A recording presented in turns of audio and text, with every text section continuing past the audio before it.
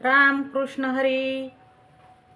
गजाननं भूतगणादिसेवितं कपित्तजम्बूफलचारुभक्षणम् उमासुतं शोकविनाशकारणं नमामि विघ्नेश्वरपादपङ्कजम्।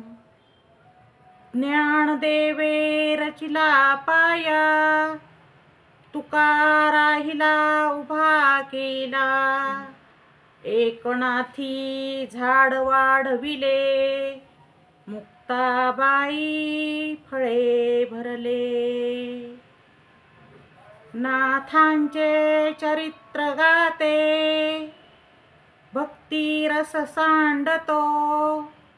एकनाथी अमृतधारा, करुणा सागर तो। रामकृष्ण हरी, नाथांचा अभंग हा संजीवनी। बोला पुंडलिक वरदा हरी विठ्ठल। श्री ज्ञानदेव तुकाराम पंढरीनाथ महाराज की जय। जगद्गुरु संत तुकाराम महाराज की जय। संत जनार्दन स्वामी महाराज की जय। शांती ब्रह्म एकनाथ महाराज की जय। समर्थ रामदास स्वामीजी की जय। संत श्रेष्ठ भगवान बाबा की जय। संत श्रेष्ठ वामन भाऊ बाबा की जय। अखंड वारकरी श्री संत खंडोजी बाबा की जय। मद कर्म कृन्मद परमो, मद्भक्ताः संगवर्जितः। निर्वैराः सर्वभूतेषु, यास मामेति पांडवः। पहा, भगवंत अर्जुनाला सांगत आहेत की जो माझ्यासाठी कर्म करतो आणि मलाच जो सर्वश्रेष्ठ मानतो, म्हणजेच जो माझा भक्त आहे, जो सर्व आसक्ती सोडतो आणि जो सर्व जीवांशी द्वेषरहित वागतो, तो मला प्राप्त होतो, असं गीतेमध्ये भगवंत परमात्मा अर्जुनाला 11व्या अध्यायातील 55व्या श्लोकात सांगत आहेत। पहा, संत हे समाजासाठी कार्य करत असतात आणि ते समाजाचे दीपस्तंभ आहेत। जीवन काय असतं, जीवन कसं जगायचं असतं याची शिकवण देतात ते संत असतात। आणि ह्या श्लोकाला अनुसरूनच माऊली ज्ञानेश्वर महाराज यांनी ज्ञानेश्वरीत सुंदर ओवी सांगितलेली आहे। पहा, माऊली म्हणतात, जेणे सर्व भावे तो आपुलिया ठाई पाहे।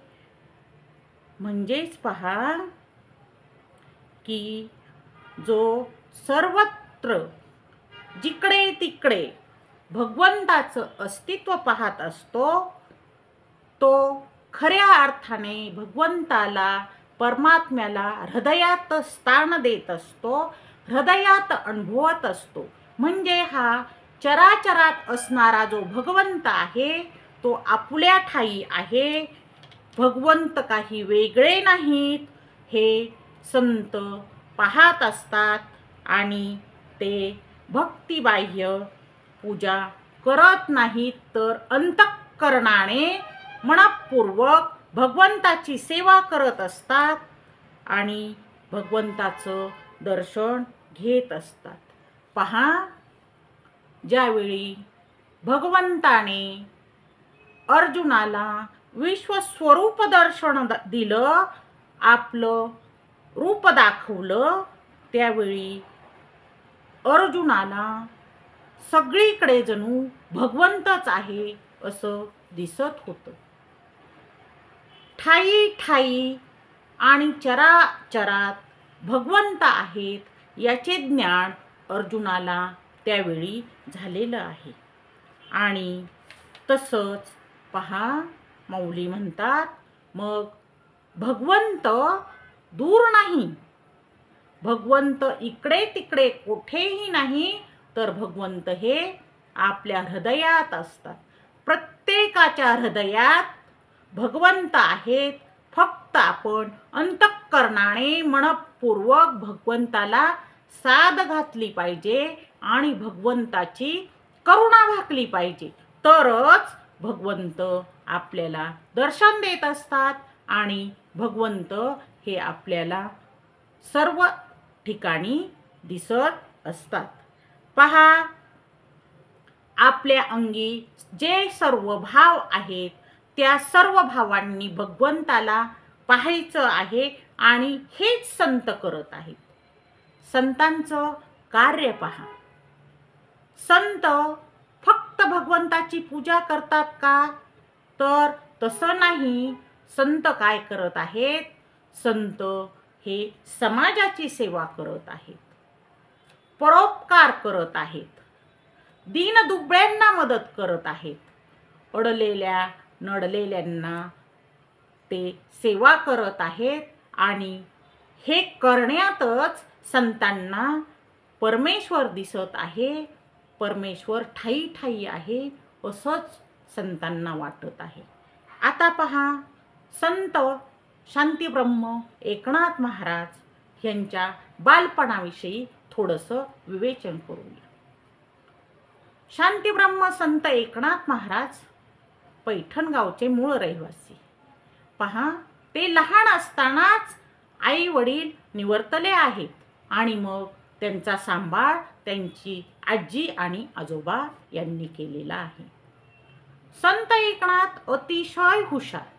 लहानपणीपासून त्यांनी भक्ती केलेली आहे आणि ज्ञान मिळवण्यासाठी प्रयत्न केलेले आहेत.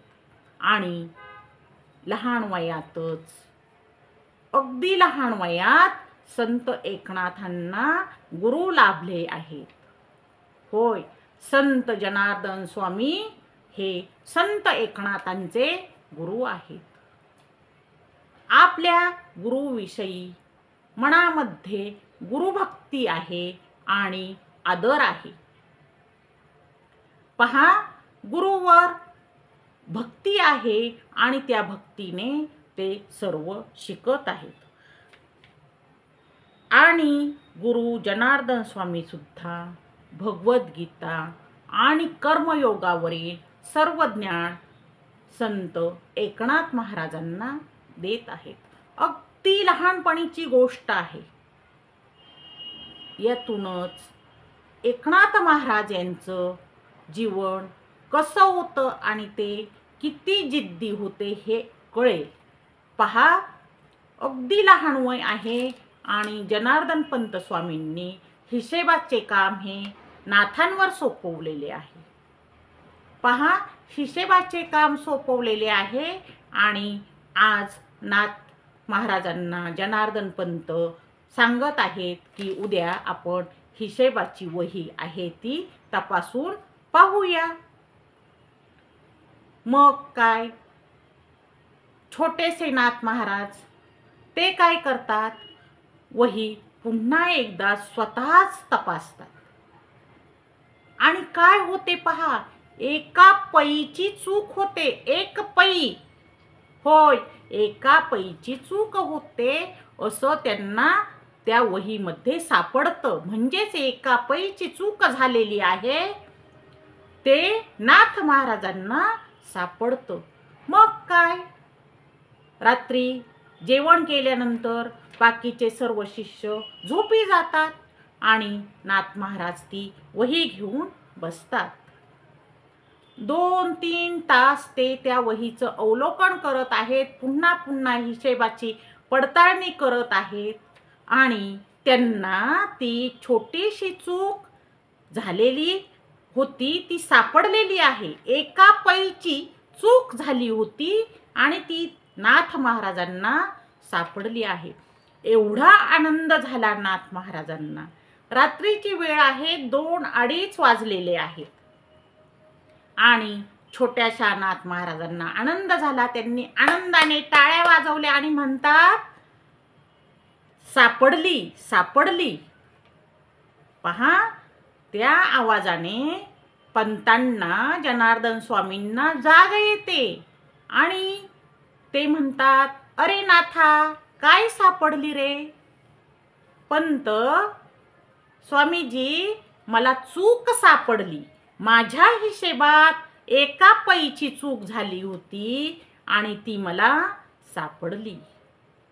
पहा, उद्या वहीची तपासणी आहे आणि म्हणून रात्रभर कष्ट घेऊन त्यांनी झालेली एका पैची चूक आहे ती सुधारून घेतलेली आहेत.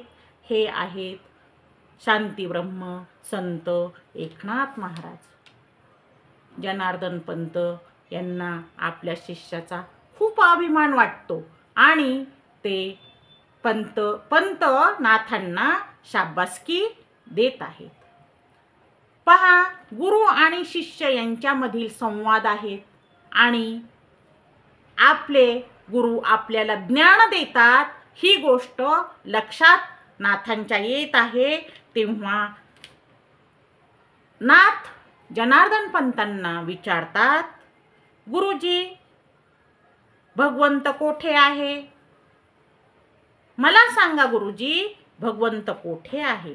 तेव्हा पंत नाथांना सांगतात की सगळीकडे भगवंत आहे. जळी स्थळी आपण जिथे जिथे पाहू तिथे तुला भगवंत दिसतील. भगवंत सर्वत्र आहे आणि जो भगवंताला पाहतो त्यालाच खरा भक्त म्हणतात. म्हणून नाथा, तू भगवंताला पाहायचं शिक. तुला जर खरं भक्त व्हायचं असेल तर तू काय कर, भगवंताला पाहायचे शिक. अगदी लहानपणी नाथांना ही शिकवण गुरुजींनी पंतांनी दिलेली आहे आणि आयुष्यभर त्या शिकवणीप्रमाणे शांतीब्रह्म एकनाथ महाराज हे वागलेले आहेत. एकदा असंच संत एकनाथ हे चिखलामध्ये पडले, परंतु ते तितकेच शांत आहेत.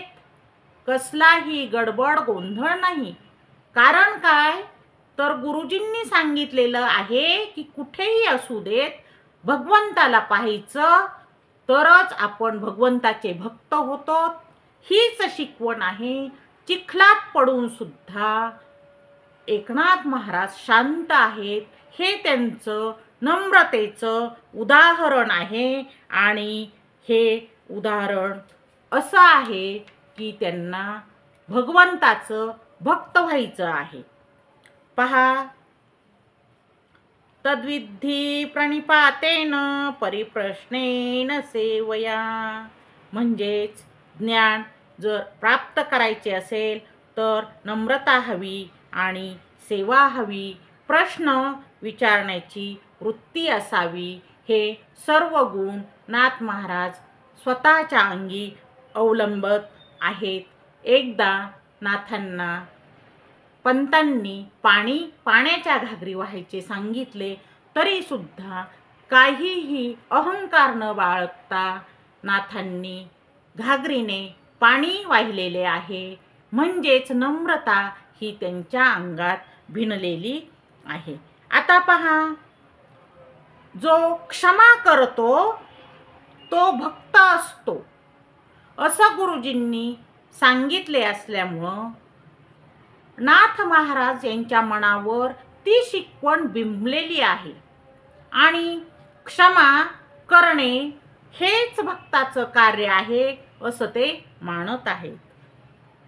मग एक यवण एकदा गंगेच्या म्हणजेच गोदावरीच्या काठावर एका झाडावर चढून बसलेला आहे.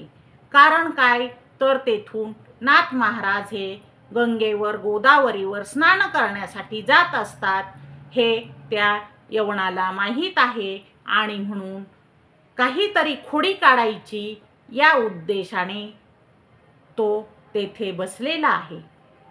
नाथ महाराज गंगेवरून गोदावरीवरून स्नान करून येतात आणि झाडावर बसलेला व्यक्ती पान खाऊन नाथ महाराजांच्या अंगावर थुंकत आहे.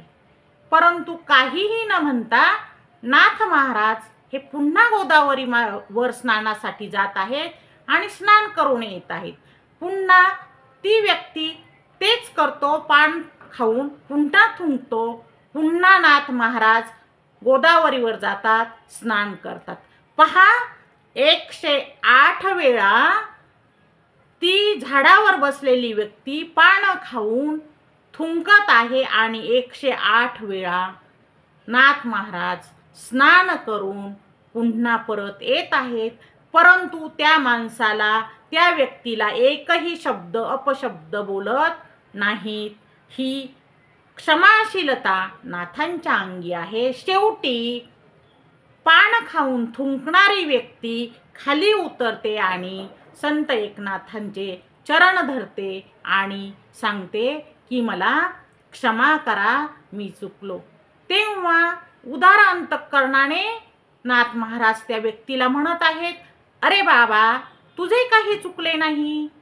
परमेश्वराच्या असे मनात होते की 108 वेळा गोदावरीचे स्नान मला घालायचे आहे आणि म्हणून त्यांनी तुझ्याकडून हे कार्य करून घेतलेले आहे. मला पुण्यच लाभले आहे. मी 108 वेळा गोदावरीचे स्नान केले आहे. उठ आता, तुझी चूक नाही. पहा, हे संतांचं अंतःकरण आहे, हे संतांचं मन आहे. सर्व समान आहेत आणि आपण सर्वांशी समानतेनं वागायचं, क्षमा करायची, हे जणू नाथांच्या मनात बिंबलेलं आहे. पहा, क्षमा बलम क्षमया सुखम, क्षमा विना नाही साधनम. म्हणजेच क्षमा ही ताकद, क्षमाशीलतेमुळे आपल्याला आनंद मिळतो, क्षमाशीलतेमुळे आपल्याला समाधान मिळत आहे. आता आपण पाहतो समानता, सर्व समान आहेत हे नाथ महाराज म्हणत आहेत. कोणी लहान नाही आणि कोणी मोठा नाही. जातीपाती मानायच्या नाहीत, जातीभेद करायच नाही, हे संत एकनाथ समाजाला सांगत आहेत. एक वेळची घटना आहे. उन्हाळ्यातील रणरणत ऊन पडलेलं आहे आणि गोदावरीच्या वाळवंटात एक लहान मूल मोठमोठ्याने रडत आहे. पहा, नाथ महाराज हे गोदावरीवर स्नानासाठी गेलेले आहेत आणि ते पाहतात एक छोटंसं मूल तिथं रडत आहे.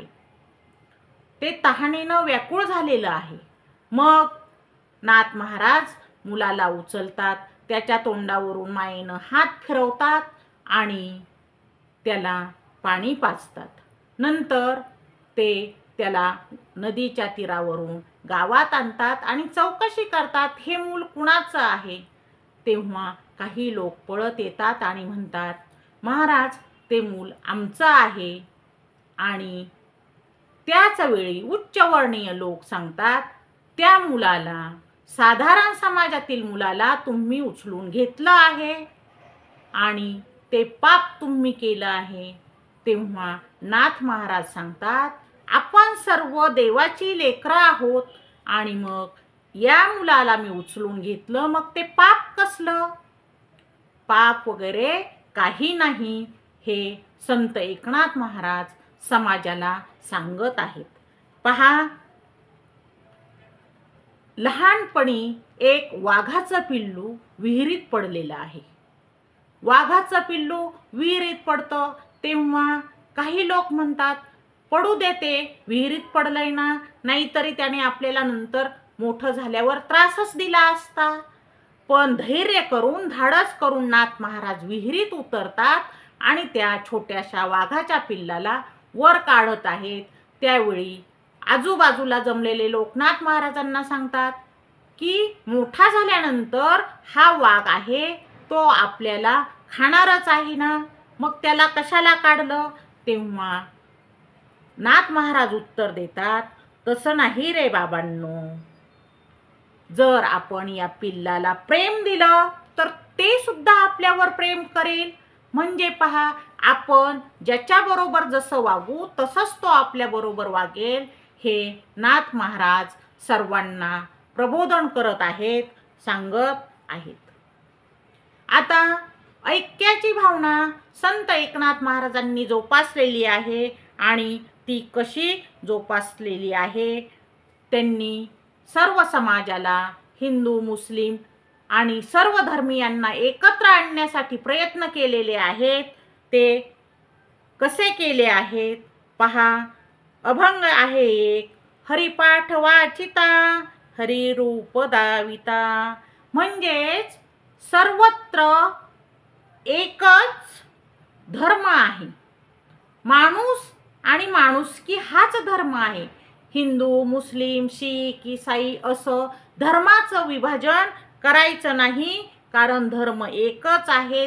कोणता धर्म ते पाहायचं नाही. सर्व ही भगवंताचे रूप तेने भेद म्हणू नये. सगळीकडे भगवंत आहे आणि त्याचं एकच रूप आहे. तेव्हा आपण धर्माधर्मात फरक करायचा नाही, भेद करायचा नाही, जातीभेद मानायचा नाही. पहा, आवडील तोची धर्म न सोडावा अंतरी. आपण एकच धर्म धरायचा की आपण आपला कोणीही कितीही अपमान केला तरी आपला जो माणुसकीचा धर्म आहे हा सोडायचा नाही. आपण त्या धर्मावर काय करायचं आहे? हट्ट धरून बसायचं आहे, कारण माणुसकी हाच माणसाचा धर्म आहे. आपण समाजसेवा करावी, आपण भागवत धर्म पाळावा, असं संत एकनाथ महाराज समाजाला उद्देशून सांगत आहेत. पहा, श्रीमद भागवत गीता ह्या ग्रंथाचे मराठीमध्ये भाषांतर संत एकनाथ महाराज यांनी केलेली आहे. आणि सर्व धर्मान परित्यज्य मामेकम शरणं व्रज. म्हणजेच सर्व भेदभाव सोडून आपण परमात्म्याच्या, भगवंताच्या चरणी शरण जावं, असं संत एकनाथ महाराज आपल्याला सांगत आहेत. संत एकनाथ महाराजांनी एकनाथी भागवत, भावार्थ रामायण, हरिपाठ असं लिखाण केलेलं आहे. आणि त्या सर्वांमध्ये, त्या लिखाणामध्ये त्यांचं प्रेम, भक्ती आणि जे सद्गुण आहेत याचं महत्त्व त्यांनी वर्णिलेलं आहे, सांगितलेलं आहे. पहा, भारुडं, या भारुडांमधून सुद्धा त्यांनी आपल्याला अनेक प्रकारे शिकवण दिलेली आहे आणि समाजाचं प्रबोधन केलेलं आहे. आता पहा, संत एकनाथ महाराज एक गोष्ट सांगतात. ते म्हणतात, एक कावळा आणि एक हंस दोघंजण पाणी पिण्यासाठी थांबलेले आहेत. तेव्हा तो कावळा हंसाला म्हणत आहे की तू जिथे पाणी पितोस तिथं निर्मळ पाणी आहे आणि मी जिथं पाणी पितो तिथं गढूळ पाणी आहे, असं का? तेव्हा हंस कावळ्याला सांगत आहे, मी निर्मळच पाणी पित असतो, मी स्वच्छच पाणी पित असतो, गढूळलेलं खराब झालेलं पाणी मी कधी पित नाही. म्हणजे जे चांगलं आहे तेच मी घेत आहे आणि जे वाईट आहे ते सोडून देत आहे. चांगले विचार घ्या, आपण चांगले विचार आत्मसात करा आणि वाईट विचार सोडून द्या, असं निक्षून संत एकनाथ महाराज समाजाला सांगत आहेत. ते म्हणतात की चांगलं तेवढं घ्या. हा समाज आहे आणि या समाजात सर्व काही आहे, पण आपण त्यातून निवडून निवडून फक्त काय घ्यायचं आहे, चांगलं तेवढं घ्यायचं आहे, वाईट मात्र आहे त्याच ठिकाणी आपण ठेवायचं आहे. पहा, संत नामदेव महाराजांचा एक अभंग आहे. हरिरूप पाहता कान्होबा, सर्व ठाई दिसे देव. म्हणजे आपण जर निरीक्षण केलं तर काय आहे, तर सगळीकडे आपल्याला परमेश्वर दिसत आहे आणि आपण ते हरीचं रूप, परमात्म्याचं रूप, परमेश्वराचं रूप, भगवंताचं रूप आहे ते आपण मनात ठेवायचं आहे. म्हणजे आपल्याला सर्व ठिकाणी भगवंतच दिसत आहे असं आपल्याला नाथ महाराज सांगत आहेत. पहा, गीतेमध्ये आपल्याला सांगितलेलं आहे, यो मा पश्यन्ति सर्वत्र सर्वंच मयी पश्यति. म्हणजेच आपण भगवंत हा सगळीकडे पाहत आहोत. ज्याला भगवंत दिसतो तोच खरा ज्ञानी आहे आणि तोच खरा भक्त आहे असं म्हटलेलं आहे. आता पहा, ऐक्य भावना ही नाथांनी कशी जोपासलेली आहे ते पाहूया. तर एकदा एक मुस्लिम समाजातील साधू भिक्षा मागण्यासाठी आला होता. त्यावेळी संत एकनाथ महाराजांनी त्या साधूला भिक्षा घातली. बाकीचे लोक म्हणाले, त्या साधूला भिक्षा का घालता?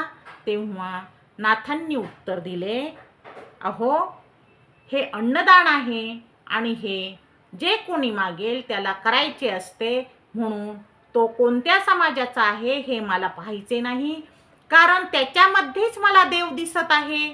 म्हणून मी अन्नदान केले आहे. मला सर्वजण सारखे दिसत असतात. म्हणजेच आपण जैसा भाव तैसा तो तयासी भावे. आपण जसा भाव ठेवतो तसाच आपल्याला अनुभव मिळत असतो.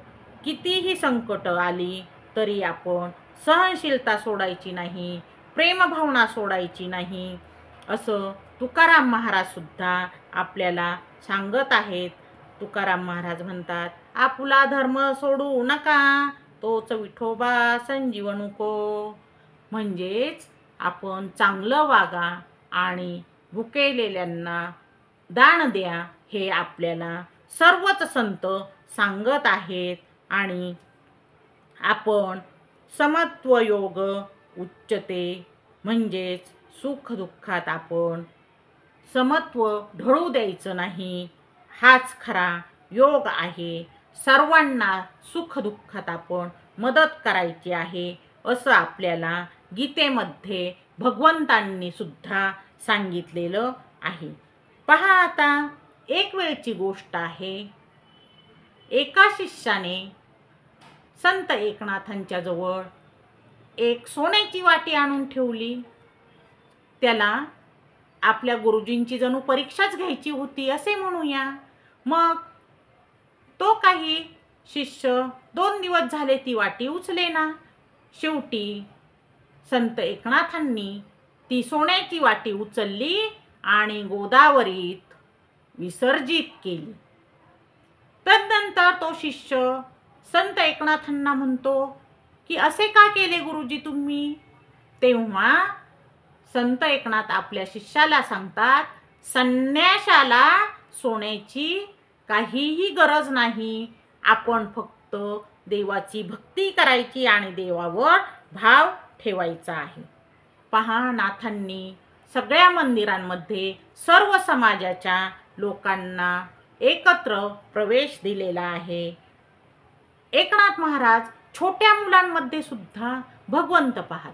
ते काय करत? रस्त्याने जर कोणी मुले खेळत असली तर थोडा वेळ ते मुलांमध्ये खेळत असत. आजूबाजूचे लोक म्हणायचे, एवढा मोठा माणूस आणि मुलांमध्ये खेळत आहे. तेव्हा नाथ महाराज त्या बोलणाऱ्यांना उत्तर द्यायचे, अहो, या मुलांमध्ये भगवंत आहे आणि त्या भगवंताने मला सांगितलं की मुलांमध्ये खेळ, आमच्यामध्ये खेळ, म्हणून मी माझा थोडासा वेळ या मुलांना देत आहे. पहा, अशीच एक वेळची गोष्ट. सर्व प्राणी आणि पशु हे नाथांना एक रूप वाटत होते. एकदा काशीहून त्यांनी गंगेचं पाणी आणलेलं आहे आणि मध्येच काय झाले, त्यांना एक गाढव हे पाण्याशिवाय तडफडताना दिसलेलं आहे. होय, खरवंडी या गावात घडलेली ही गोष्ट आहे. आणि नाथ महाराज जेव्हा गंगेचं पाणी घेऊन येत होते त्यावेळी कैकाडी आणि एक गाढव दिसलेलं आहे. त्या गाढवाला तहान लागलेली होती आणि ते पाण्याशिवाय तडफडत होतं. मग नाथांनी काय केले, कावडीतलं जे पाणी आहे ते पाणी त्या गाढवाला पाजलेलं आहे. पहा, तितक्यात चमत्कार घडला. कैकाडी आणि गाढव हे भगवंत होते, हरिहर होते, शिवविष्णू होते. तेव्हा त्यांनी ते कैकाडी आणि गाढव हे रूप टाकून दिलं आणि हरिहराच्या रूपात संत एकनाथांपुढे उभे राहिलेले आहेत आणि दर्शन दिलेलं आहे. आणि त्या घटनेपासून खरवंडी या गावाला, खरं म्हणजे गाढव आणि वंडी हा अपभ्रंश झाला आहे. वंदी म्हणजे वंदन केलेलं, म्हणजे गाढवाला वंदन करून पाणी पाजलं. या घटनेवरून खरं वंदी शब्दाचा पुढे अपभ्रंश होऊन वंडी असा झाला. आणि सध्याचे खरवंडी गाव, जिथे संत श्रेष्ठ ऐश्वर्य संपन्न भगवान बाबा यांचा खरवंडी गावापासून जवळच भगवानगड स्थापित केलेला आहे. हे ते परम पवित्र असं खरवंडी गाव आहे, जिथे संत जनार्दन स्वामी पंत यांचं मंदिर आहे. आणि भगवानगड येथे सुद्धा संत जनार्दन पंत स्वामी यांची समाधी आहे, जे संत एकनाथ महाराज यांचे गुरु आहेत. असं या खरवंडी गावाला नाथांनी त्यांच्या क्रियेमुळं हे नाव मिळवून देऊन पवित्र केलेलं आहे.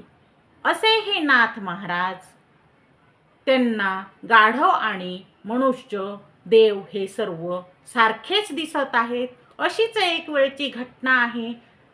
ते ज्यावेळी गंगेवर स्नानाला गेलेले आहेत त्यावेळेस तिथे एक बैल त्यांना तडफडताना दिसत आहे. मग ते त्या बैलाची सेवा करतात आणि त्या बैलाला पाणी पाजतात. लोक म्हणतात की अहो नाथ, तुम्ही स्नानाला आले, मध्येच काय करता? नाही हो, त्या बैलामध्ये जर भगवंत असेल तर मी त्याला सेवा केली आणि पाणी पाजलेलं आहे. पहा, म्हणजे प्राणी मात्रांवरही तितकीच दया आणि लहान मुलांवरही तितकीच दया. म्हणजेच भगवंत हा सर्वांच्या ठायी ठायी आहे असं नाथ महाराज सांगत आहेत. असंच त्यांनी एक वेळ जेवण करत होते. समोर कुत्रा आल्यामुळे त्यांनी आपल्या ताटातील अन्न त्या कुत्र्याला दिले. म्हणतात कसे, जर कुत्र्याच्या ठाई परमेश्वर असेल तर मी एकटाच कसा खाऊ? म्हणजे पहा, आपले जेवणाचे ताटही ते कुत्र्याला देऊ शकतात. अशी परमभक्ती परमेश्वराविषयी आहे. आणि ज्ञानाची महती तेच सांगू शकतात जे भक्त असतात आणि तेच परमेश्वराला जाणू शकतात. एकदा असाच एक रागीट मनुष्य नाथांना बडबड करत आहे, अपशब्द बोलत आहे. तरी सुद्धा नाथ महाराज त्या माणसाला काहीही बोलत नाहीत. आणि त्याचे बोलणे पूर्ण झाल्यानंतर म्हणतात, त्रास झाला का तुम्हाला? अहो, एवढे रागावत जाऊ नका, थोडे शांत बोलत जा. विनाकारण बडबड करणारा मनुष्य हा ती मधुर वाणी ऐकून नाथांचे चरण धरतो. म्हणजे पहा, कोणी कितीही रागीट असू द्या आणि कितीही बोलू द्या, नाथ महाराज कधीही अपशब्द बोलत नव्हते आणि कधीही कोणालाही काही बोलत नव्हते. ते शांत आणि संयमी वृत्तीने वागत असत आणि या कारणाने त्यांना शांती ब्रह्म असं म्हटलं जातं. खरोखरच शांत स्वभावाचे नाथ महाराज यांना एकदा एका व्यापाऱ्याने सोन्याची भगवंताची विठोबाची मूर्ती दिलेली आहे. तेव्हा ते म्हणतात, आम्हाला या सोन्याच्या मूर्तीचं काय करायचं? जळीस्थळी आमचा विठोबा आहे, आमचा पांडुरंग आहे आणि या सोन्याच्या मूर्तीतच फक्त पांडुरंग आहे असं काही नाही. आम्हाला सगळीकडे परमेश्वर दिसत आहे आणि त्यामुळे सोन्याच्या मूर्तीची मला काही आवश्यकता नाही. पहा, प्रत्येक वेळी हे सुसंवाद करत आहेत. एक वेळची घटना आहे. त्यांच्या घरी चोरी करण्यासाठी एक चोर येत आहे. पहा, अन्नधान्याची कमतरता आहे, दुष्काळ पडलेला आहे आणि चोर भुकेलेला आहे, त्याला चोरी करायची आहे. ज्यावेळी नाथांना जाग येते त्यावेळी ते स्वतः चोराला सांगतात, थांब, तुला चोरी करायची ना, तू कर, परंतु आधी हे अन्न घे आणि तू ग्रहण कर, नंतर तुला जे हवे आहे ते घेऊन जा. म्हणजे चोराच्या ठिकाणचे जे भाव आहेत चोरी करण्याचे, ते सुद्धा नाथांना जणू भगवंताचेच भाव दिसतात. असं शांती ब्रह्म एकनाथ महाराज हे क्षमाशील आणि सहनशील आहेत. एक वेळ गोदावरी तीरावर सर्वजण भजन प्रवचन करत होते आणि एक मासा तडफडत तडफडत नदीच्या काठावर आलेला आहे.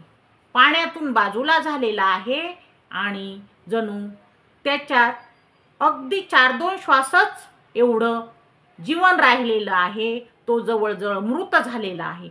परंतु नाथांनी ते पाहिलं आणि काय केलं, तो मासा धरला आणि पुन्हा प्रवाहात सोडला. गोदावरी मातेच्या, गंगेच्या प्रवाहात सोडलेला आहे. बाकीचे लोक म्हणतात की नाथ महाराज, तो मासा जवळजवळ मृतच झाला होता आणि मग त्याला कशाला प्रवाहात सोडता तुम्ही? तेव्हा नाथ महाराज त्या माणसांना उत्तर देतात, अरे, मरताना सुद्धा त्याला औट घटका समाधान मिळावं ना, म्हणून मी त्याला प्रवाहात सोडलेला आहे. त्याला तो मरणाचा आनंद आहे, तो तरी घेऊ द्या. पहा, इतकं संयमी मन आहे, इतकं शांत मन आहे आणि इतकं विचार करणारं हे मन आहे. मग यांना असा पंतांसारखा गुरु मिळाला आणि त्यांचं जीवन हे धन्य झालेलं आहे. पहा, पैठण नगरीत हे संत अवतरले आहेत आणि गुरु जनार्दन पंत भेटल्यामुळे त्यांचं नशीब हे खुललेलं आहे. एक थोडीशी 4-2 चरणांची कविता आहे. पैठण नगरीत संत अवतरले, गुरु भेटता नशीब खुलले. एकनाथास स्वामींनी शास्त्र शिकवले, भक्ती मार्गी चित्त लाविले. राम नाम गाजवा या भूमीवरी, गुरु आदेश दिला नव्या युगासाठी. समाज रचनेला संत सज्जन झाले, गुरु आज्ञेने कार्याला लागले. आपल्या गुरूंना त्यांनी नमन केलेलं आहे. त्यांनी जे आपल्याला कार्य करण्यास सांगितलेलं आहे ते कार्य करण्यासाठी ते तत्पर झालेले आहेत. पहा, आता संत एकनाथ महाराज यांनी जे ज्ञानदेवांचा वारसा आहे तो जोपासलेला आहे आणि समर्थ रामदास महाराज यांनी सुद्धा संत एकनाथ महाराज यांच्या कार्याचे गुणगान केलेले आहे. पहा, त्या दोहोंचं एकमेकांवर अतिशय प्रेम असे. समर्थ रामदास महाराज आणि संत एकनाथ महाराज यांच्यामध्ये एकमेकाविषयी भक्ती होती आणि प्रेम सुद्धा होतं. एकदा समर्थ रामदास स्वामींचे एक शिष्य हे समर्थ रामदासांना म्हणतात की, गुरुजी, संतांमध्ये सर्वात आदरणीय कोण आहे? त्यावेळी समर्थ रामदास स्वामी स्मितहास्य करतात आणि त्या शिष्यांना सांगत आहेत, जे संत केवळ प्रवचन करत नाहीत तर समाजाला जगण्याची दिशा देतात आणि क्षमाशीलतेचा आदर्श घालून देतात, तसेच हरिपाठाच्या माध्यमातून रामनामाचा गजर संपूर्ण महाराष्ट्रभर पसरवतात. रामनामाच्या सेवेसाठी जे आपला जीव ओततात आणि ते संत म्हणजेच शांतीब्रह्म संत एकनाथ महाराज होय. त्यांचा आदर्श हा सर्वांनी घ्यावा असं म्हटल्यानंतर स्वामी समर्थ रामदास स्वामी यांचे शिष्य एकमुखाने म्हणतात, जय जय रघुवीर समर्थ, जय जय रघुवीर समर्थ, जय जय संत शांतीब्रह्म एकनाथ महाराज. म्हणजेच समर्थ रामदास स्वामी आणि शांतीब्रह्म एकनाथ महाराज यांच्याविषयी एकमेकाविषयी अतिशय प्रेमभाव होता, भक्तिभाव होता. पहा, एकनाथ महाराजांची सुद्धा समर्थ रामदासांवर तितकीच भक्ती होती. ते म्हणतात, समर्थ रामदासांच्या ओठात फक्त रामकथा आहे आणि रामनामाचे महत्त्व आहे आणि हरिपाठाचा जो ज्ञानसिंधू आहे त्या ज्ञानसिंधूचा रामदास स्वामी यांनी मार्ग धरलेला आहे. एकनाथ त्यांना नमन करत आहेत आणि त्यांच्या चरणी रामनामाचा जयघोष करत आहेत. पहा, शिवरायांचा पाया या संतांनी रचिलेला आहे आणि आपला धर्म वाचवलेला आहे. ज्ञानभक्ती आणि गंगा यांचा सोर्स रामनामाचा अखंड स्रोत बनलेली आहे असं संत शांतीब्रह्म एकनाथ महाराज आणि समर्थ रामदास स्वामी यांचं प्रेम आहे आणि ते एकमेकांवर तसेच भक्तिभावाने प्रेम करत आहेत. संत हे संत असतात, त्यांच्या सहवासात जे येतात तेही सत्संगाने संत होत असतात. पहा, म्हणून आपण रामदास स्वामींची कशी श्रद्धा ही एकनाथ महाराजांवर आहे ते पाहूया. नमो ज्ञानवंताय भक्तिपराय, नमो ते समर्थाय एकनाथाय, रामार्पित जीवन शिवकार्यात तत्पर, एकनाथ संत पुण्यभूमीत सागर, क्षमेचा सिंधू भक्तीचा मार्ग, रामदास वंदिता संतांचा व्रतभाग. पहा, रामदास स्वामी हे संत एकनाथांना वंदन करत आहेत.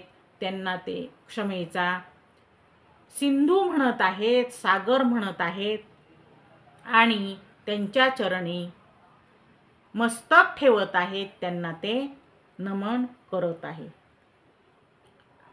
पहा, एकदा जनार्दन पंत स्वामी आणि संत एकनाथ महाराज यांच्यामध्ये काही संवाद झाले. मग संत एकनाथ यांच्या अंगात किती विनम्रता आहे हे आता पंत जनार्दन स्वामी यांना कळले आहे आणि नाथ महाराज हे त्यांचे आवडते शिष्य झालेले आहेत. तेव्हा गुरुजी जनार्दन पंत हे संत एकनाथांना म्हणतात, मी तुला काही प्रश्न विचारू का? होय गुरुजी, विचारा ना, काय प्रश्न आहे? तेव्हा स्वामी जनार्दन पंत म्हणतात की नाथा, सर्वात मोठी गोष्ट कोणती? सर्वात मोठी गोष्ट कोणती आहे रे? लगेचच तत्परतेने नाथ महाराज हे स्वामींना गुरूंना उत्तर देत आहेत, स्वामी, सर्वात मोठी गोष्ट जी आहे ती सांगू तुम्हाला?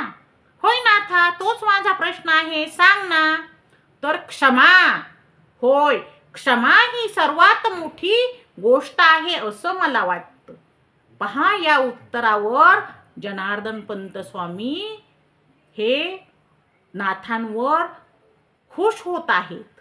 म्हणतात, मग नाथा, तू मला सांग बरं, सर्वात अवघड गोष्ट कोणती आहे? जर सर्वात मोठी गोष्ट क्षमा असेल तर सर्वात अवघड अशी गोष्ट कोणती आहे रे? तेव्हा थोडासा, अगदी थोडासा विचार करून नाथ महाराज म्हणतात, अहंकारावर आपला विजय मिळवणे ही सर्वात अवघड अशी गोष्ट आहे. म्हणजेच आपला गर्व नाहीसा करणे, त्याच्यावर आपण विजय मिळवणे ही आपल्या आयुष्यातली अवघड गोष्ट आहे असं मला वाटतं. पहा, मग पंत नाथांना म्हणतात, नाथा, तुला आणखी एक प्रश्न विचारतो, तर सर्वोच्च साधना कोणती आहे ते मला सांग बरं. गुरुजी, त्यात काय एवढे? हरिपाठ, नामस्मरण आणि परोपकार हीच सर्वोच्च साधना आहे. रोज हरिपाठ म्हणावा, रामकृष्ण हरी मंत्र जपावा आणि परोपकार करावा, नामस्मरण करावे, हीच काय आहे सर्वोच्च अशी साधना आहे असं मला वाटतं. पहा, म्हणजे गुरुजींनी नाथांना सर्वोच्च पदावर, सर्वोच्च उंचीवर जे संताचं पद आहे तिथं नेऊन ठेवलेलं आहे. नाथ महाराज हे जनार्दन पंत स्वामीचे फक्त शिष्य नाहीत, तर जनार्दन पंत स्वामींनी त्यांना संतत्वाच्या सर्वोच्च उंचीवर नेऊन पोचवलेलं आहे. असे गुरु नाथांना लाभलेले आहेत आणि ते धन्य झाले आहेत. म्हणजेच पहा, हा नाथ आणि गुरु जनार्दन पंत यांच्यातील काही शब्दांचा संवाद असावा का? तर नाही. विचार करून असं वाटतं की हा काही फक्त शब्दांमधील संवाद नाही, तर हा आत्म्यातील संवाद आहे. आणि या आत्म्यात गुरु शिष्यांनी असे संवाद केले असतील. या गुरु शिष्यांना कोटी कोटी असे प्रणाम. पहा आता, नाथ षष्ठी. होय, नाथांच्या आयुष्यात षष्ठी या तिथीला खूप महत्त्व. षष्ठी म्हणजे काय? तर षष्ठी हा शरीर आणि मन, आत्मा यांचं शुद्धीकरण करण्याचा दिवस आहे. म्हणजेच षष्ठीच्या दिवशी शरीराचं, आत्म्याचं, मनाचं शुद्धीकरण करायचं आणि तो हा षष्ठीचा दिवस आहे. या दिवशी काय करायचं? अंगी सात्विकता बाळगायची, उपवास करायचा आणि नामस्मरण करायचं, रामकृष्ण हरी मंत्राचा जप करायचा. यामुळं काय होतं? तर मन शुद्ध होतं, शरीराची शुद्धता होते आणि ईश्वर कृपेचा सुद्धा लाभ होत असतो. पहा, या षष्ठीच्या दिवशी काम, क्रोध, लोभ, मोह, मद, मत्सर या षड्विकारांवर काय करायचं आहे? विजय मिळवायचा आहे. आणि षष्ठीचा दिवस हा नामस्मरणात घालायचा आहे. उपवास आणि सात्विकतेत षष्ठी घालवायची आहे. पहा, माऊलींनी असं सांगितलेलं आहे षष्ठीचं महत्त्व. माऊली म्हणतात, षष्ठीला जो करील उपवास, तो जाई वैकुंठी निवास. म्हणजेच या दिवशी उपवास करायचा आहे आणि वस्त्रदान, अन्नदान, गोरगरिबांची सेवा करायची आहे. यामुळे ईश्वर प्रसन्न होत आहे. षष्ठीला जो पुण्य करतो, दान करतो आणि हरिपाठ म्हणतो, त्याचे हे पुण्य हे अनंतपटीने वाढत असते असं नाथ महाराज म्हणत आहेत, ज्ञानेश्वर माऊली सांगत आहेत. आता पहा, एक वेळची एक घटना आहे. एक ब्राह्मण हा एक वेळी नाथ महाराजांकडे आलेला आहे आणि नाथ महाराजांना म्हणत आहे की नाथ महाराज, माझ्याकडे काहीही शिल्लक नाही, अन्न नाही, धन नाही आणि काहीही शिल्लक नाही, मी काय करू? मला थोडेसे चांगले दिवस येतील, या वेळेत यासाठी काय करू मी? तेव्हा नाथ महाराज त्या ब्राह्मणाला सांगत आहेत की तू षष्टीचा उपवास कर, तू षष्टीच्या दिवशी सात्विक राहा आणि हरिपाठ म्हण, नामस्मरण कर, रामकृष्ण हरी मंत्राचा जप कर. तर मग तो ब्राह्मण गरिबीमुळे खालावलेला होता आणि हा साधा सोपा नियम आहे म्हणून त्या ब्राह्मणाने षष्टीच्या दिवशी सात्विक आहार केला, उपवास धरला आणि नामस्मरण केले, हरिपाठ केला, रामकृष्ण हरीचा मंत्र जपलेला आहे.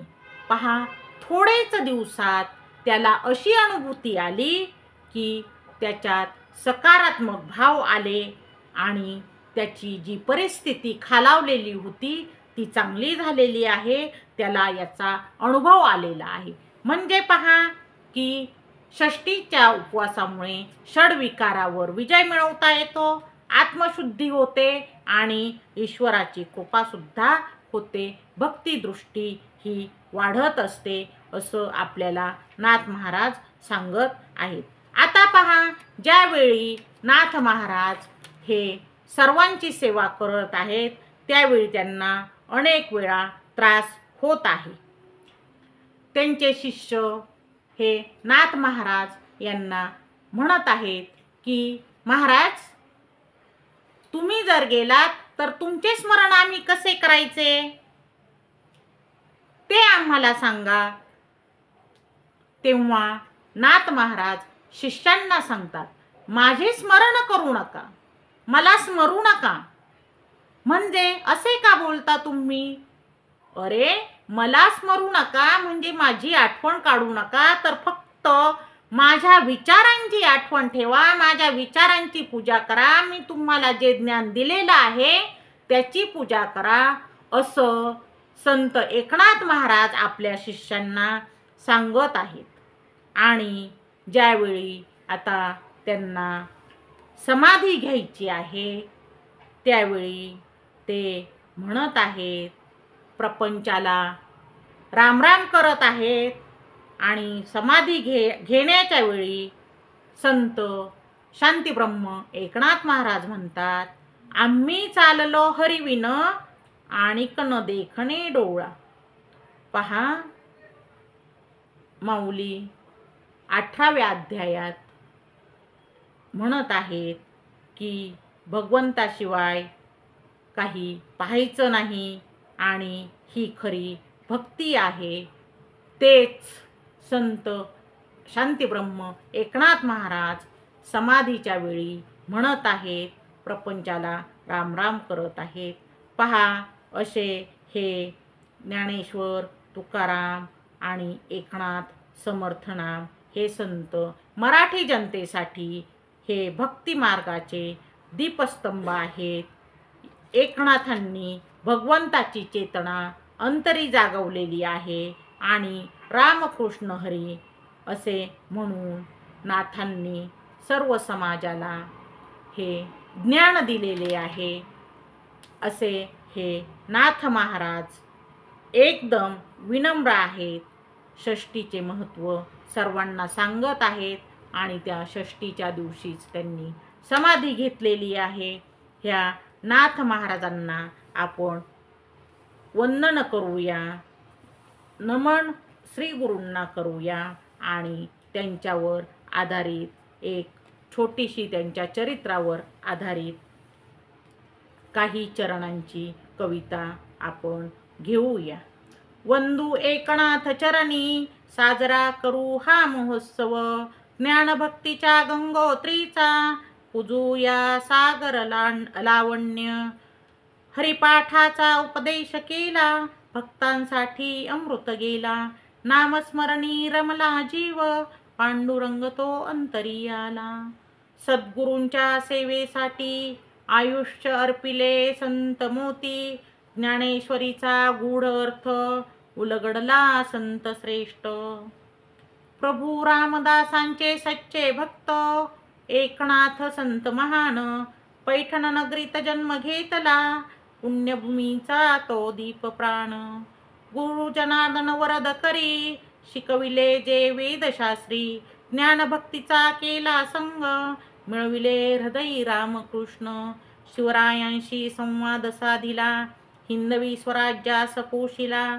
धर्मसंस्कृतीची पताका उंच, मोगलांच्या छळाला प्रतिकार दिला. एका पातक्याने थुंकले तोंड, तरी संत ते गहाण घ्यावे. अनेक वेळा तो थुंकत राही, तरी संत सज्जन क्षमा करावे. असा तो महान एकनाथ, सहनशीलतेचा पुतळा. स्वतःच्या गुणांनी अर्पिले, जगास सत्याचा उजाळा.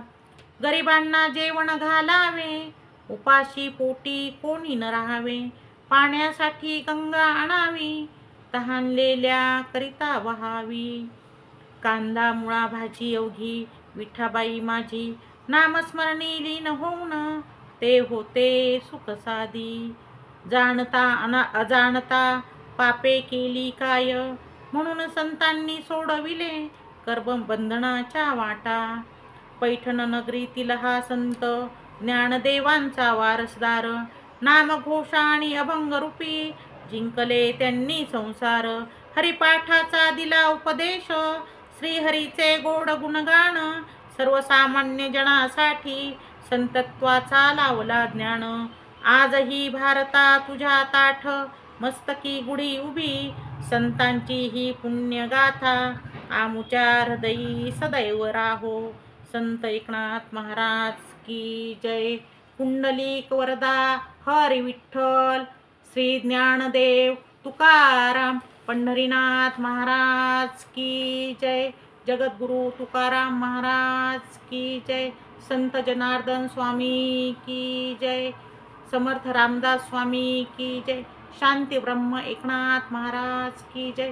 ऐश्वर्य संपन्न भगवान बाबा की जय. वैराग्य मूर्ती वामनभाऊ महाराज की जय. अखंड वारकरी श्री संत खंडोजी बाबा की जय. राम कृष्ण हरी राम, कृष्ण हरी राम.